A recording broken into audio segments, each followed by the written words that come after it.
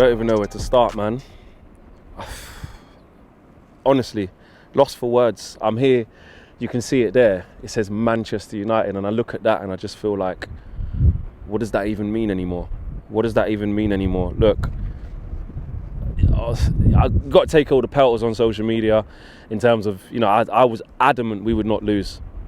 Backed it to the cows come home, adamant we would not lose. Have to take it. That's what football is in this day and age. If you give it, you got to take it. That's fine. I don't care about that. Where do I even start with dissecting what I saw today? As I sat in my seat at Atalanta at half time, I said it's over. Like there's no way back, and we managed to come back and win that game. And a lot of people in the fan view has spoken about that game, about how it papered over the cracks, and not just that game. How we're getting away with it, riding our luck. This is what I will start by saying today is, if you still think that Ollie is the right man, you're entitled to your opinion, but just sit down with yourself. Just sit down with yourself and ask yourself why. That's fine. You might still get the answers that you want. We look worse against we look like the worst opponent in every team we play against, even when we win. We had a transfer window where we got Sancho, Varane and Ronaldo. No defensive midfielder. We look worse. Our attacking players are void of attack. Our defensive players are void of defending. Our midfield players are void of any form of control about the game. And we expect a different outcome. Liverpool, average today, didn't have to be scintillating, didn't have to play amazing, didn't have to do anything special. Of course, Mo Salah's going to tap into Mo Salah. Liverpool didn't have to get out of first gear. And I drove up here, and even the back end of yesterday, thinking, form's bad. Our form is really, really bad, but this is still a rival game. This is still Liverpool at Old Trafford, and there's no way that they're going to come here and turn us over like they did. I feel like an idiot. Do I regret backing the team? No, I don't, because at the end of the day, that's what I am. You're a football fan, you love your club. But at the end of the day, Liverpool played Brentford at the Brentford Community Stadium, and they gave them a game. They didn't roll over. The players were scared, mistake after mistake. Ollie wants to keep going back to McTominay and Fred. It doesn't matter. And I'm not even directing it and digging those two out as individuals and their ability as footballers. I'm not even doing that. I don't need to do that, because it's true. When Fred goes to play for Brazil, Fabinho can't even start. When Pogba's in France, he's looking at a world beater. When some of these players are on international duty, they're completely different players. The problem is here. Sometimes you have to wake up and smell the coffee. Sometimes you have to say to yourself, okay, do you know what? These are the things that Solskjaer's done well. He put the fires out. He put a team out there. He built a team that we look at as fans that actually has us having this level of expectancy. He done that. The recruitment's been way better since Ollie's come. But then you have to say, okay, ceiling, it's reached. It's reached. How? Paul Scholes said it as well. Paul Scholes said, and everyone's calling him miserable. He called himself miserable. Everyone called him miserable and said, listen, you get away with it against Atalanta. Do that against Liverpool. Guess what was going to happen? We played, this is the thing that pissed me off the most. We did not play any worse against Liverpool than we did against all the other sides. It's just that Liverpool are better than those other sides. Simple as that. You can't expect to just be churning out the same formation, the same tactics, the same instructions, and expect different results. All of a sudden, all 22 players, 24 players in the squad or whatever are shit. All of a sudden. No. Not all of a sudden. The squad's going backwards. And you really want to keep calm. I don't want to be coming on here and shouting and swearing, and I'm not going to. And I'm not going to come on here and say, get Ollie out the club. I don't need to do that. I wish I had a white flag there. I'd just wave that. I don't need to say any of that, but we have to get real. And I just feel like KG said earlier on that he fell out of love with football. Look, I can see why he feels like that. When you come here and you witness a performance like that, you do leave there feeling like that. Football comes with its ups and downs. The most experienced of fans, the most mature of fans will be watching this, and some of them will still say, listen, I was there when this club was relegated. I was there under Sir Alex Ferguson when it was tough. It was really, really tough. at the first time of asking. Not even older fans like that. Some younger fans, some middle-aged fans will say, listen, it took Klopp 5 years. It took Pep this, it took that, it took that. With those managers, we could see a direction. We could see year-on-year progress. We're going backwards, guys. The football club, the team is going backwards. And it's not about people need to call out Ollie, people getting on to Gary Neville saying, why don't you say this? At the end of the day, the criticism that the people are laying, that pundits are laying at the doorstep of the team, it alludes to the manager. No one needs to even say it. People talk about that we're stuck in like a sentimental bubble. I agree to a certain extent, because it's like, you don't want to see Ollie hounded out. You don't want to see Ollie, not make it at this football club. You don't want to see Ollie, taint what he's done. And I've always said that that's done and dusted. It's in the Munich tunnel. It's in the museum what Ollie's achieved at this football club. His medals are at his house. That can't be undone. But he's the manager now. Solskjaer's the manager now, and not a good one right now, at all. And it's not going to change. I can't see it changing. I can't blindly just be positive for positive's sake. And I know you guys aren't saying that I am, but you can't watch that. You can't watch a Liverpool side come here, dominate like that, not even get out of first gear, and we're just calamitous. We're just calamitous. Now, people say that sometimes we're playing with too many attackers. Bullshit, I say. Look how many attackers City play with. Liverpool's a different example of that because they have a bit more balance of a squad. But if the team is drilled right, if they are coached right, if they are set up right, it doesn't matter how many attackers you have. When you're out of possession, those attackers become defenders. A wise friend once said to me, football is a basic game complicated by idiots. It's a simple game complicated by idiots. And that's not me calling Ollie an idiot.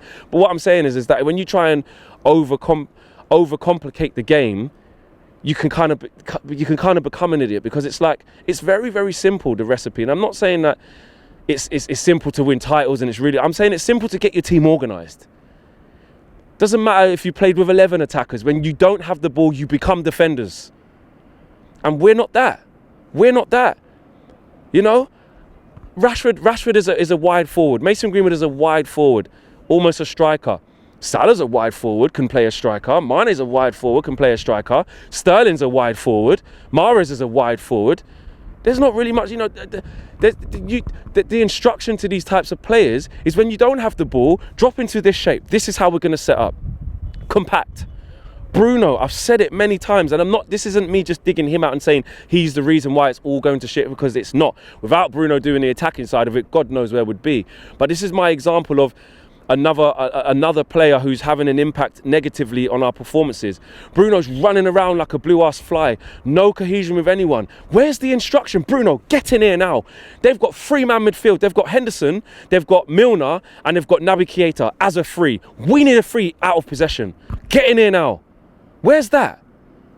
Where's Rashford saying, where's the instruction to Rashford? Tuck in here. Trent's bombing on. Get in here now. Next to me. Next to Fred.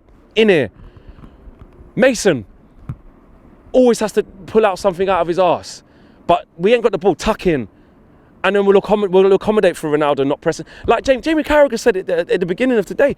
All of this stuff Ronaldo don't press. We ain't pressed his whole fucking career. Don't even want to swear. I said I'm not going to shout and swear on here. He hasn't pressed his whole career. So now we expect Ronaldo to press. No. Facilitate him. We're leaking goals like a tap. Maguire gone backwards. Luke Shaw gone backwards. Wan-Bissaka gone backwards. Lindelof gone backwards. Shaw and Maguire bumping into each other. Players getting scared. Players going hiding. It's getting worse. It's getting worse, man. It really is. And like I said in the fan views, we're not going to wake up tomorrow and Solskjaer's not the manager anymore. So what does he do? 5 at the back for a start. We're in an absolute rut. Forget trying to attack properly and trying to score goals, and we need to win games. We need to stop conceding goals. We are conceding left, right and centre. It doesn't matter who we play against. After the West Ham game, which was the last game we actually won in the league, Carabao Cup game, lost.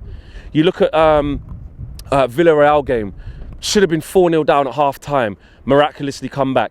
Villa come here, not hardly any chances. Chance to get a draw at the end of the game that was lucky from a penalty, from a handball, missed that. Everton come here. I forgot that it was even a draw, that game. I actually forgot that game was a draw. Felt like we lost, should have lost in the last minute. Go away to Leicester, outplayed, outclassed. come at home to Atalanta, outplayed, outclassed for large bits, rescue the game, play against a really good Liverpool side who don't actually play very well because they didn't need to, get your asses handed to us. Our asses were handed to us.